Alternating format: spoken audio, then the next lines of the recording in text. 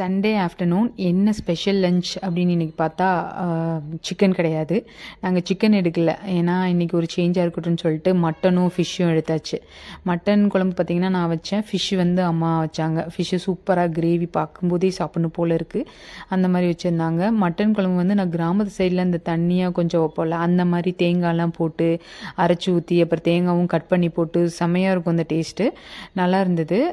சாப்பாடில் நம்ம வந்து மிக்ஸ் பண்ணி சாப்பிட்றதுக்கு நல்லாயிருக்கும்.